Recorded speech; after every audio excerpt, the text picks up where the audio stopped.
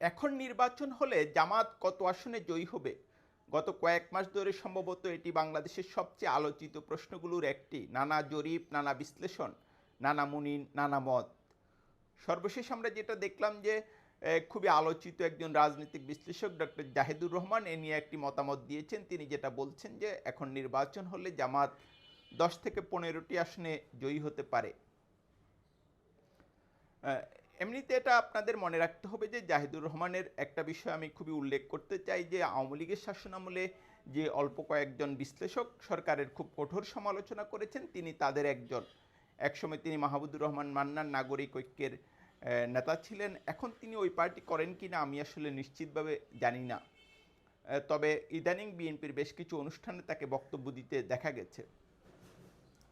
আমি জাহিদুর রহমানের বিশ্লেষণটা খুব মনোযোগ দিয়ে শোনার চেষ্টা করলাম। তিনি একটা যেটা বলেছেন, অনেকেই যেটা বলেন যে অনলাইনে যেভাবে জামাত শিবির দেখা যায় বাস্তব পরিস্থিতি তা নয়, এবং কিছু কিছু ক্ষেত্রে হয়তো সেটা সত্য।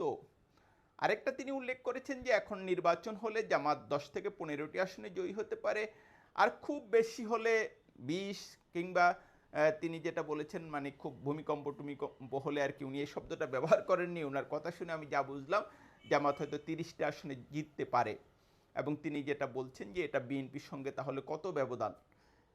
এবং তিনি আরেকটা কথা উল্লেখ করেছেন যে নির্বাচনে আওয়ামী লীগ থাকলে জামাতের দ্বিগুণ বা তিনগুণ আসনে আওয়ামী লীগ জয়ী হবে।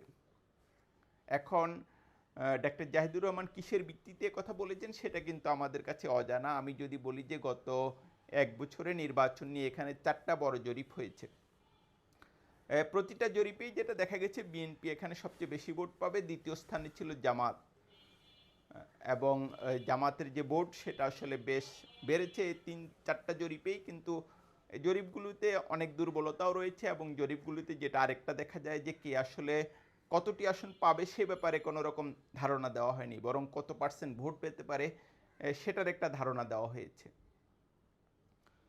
এমনিতে বাংলাদেশে তো আসলে গত প্রায় ১.৫ দশক ধরে কোনো রকম অবাধ নির্বাচন হয় না, সুতরাং মানুষ আসলে কাকে ভোট দেবে, কাকে পছন্দ করে সেটা আসলে নিশ্চিত করে বলা খুব কঠিন। এবং ভোটারদের প্রায় অর্ধেক ভোটার তরুণ, যারা আগে কখনো ভালো কোনো নির্বাচনে ভোট দেয়নি। সুতরাং নির্বাচনে আসলে মানুষ কাকে ভোট দেবে সেটা এখন মন্তব্য করা খুব জটিল, খুবই কঠিন।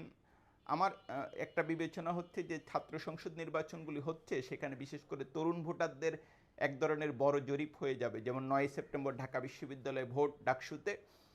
এখন সেখানে কারা কত পার্সেন্ট ভোট পায় সেটা খুবই গুরুত্বপূর্ণ আমার কাছে মনে হয়।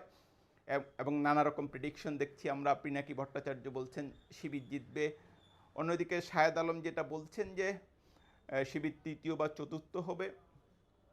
নানা রকম মত।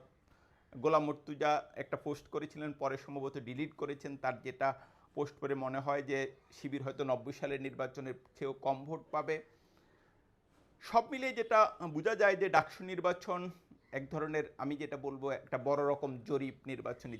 তবে এটারও একটা বড় দুর্বলতা, এটা তরুণ ভোটারদের মত হবে আর কি।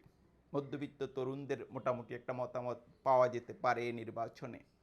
সব মিলিয়ে বাংলাদেশের নির্বাচনের এক ধরনের আবহ পরিবেশ তৈরি হয়েছে, যদিও জামাত এবং ইসলামী আন্দোলন এনসিপি বেশ কিছু শর্ত আরোপ করেছে, কিন্তু আমার নিজের ধারণা শেষ পর্যন্ত তারা নির্বাচনমুখী হবে। নির্বাচন যদি কেউ বানচাল করতে চায় সেটা আসলে আওয়ামী লীগই সেটা করবে, এবং তার বেশ কিছু সিনড্রোম এরই মধ্যে দেখা যাচ্ছে, এবং একটি প্রতিবেশী রাষ্ট্র আমার ধারণা এর সঙ্গে সংশ্লিষ্ট। সেই যাই হোক, নির্বাচন হোক, মানুষ অবাধে ভোট দিক, কার কত আসন, কার কত ভোট সেটার একটা পরীক্ষা হোক।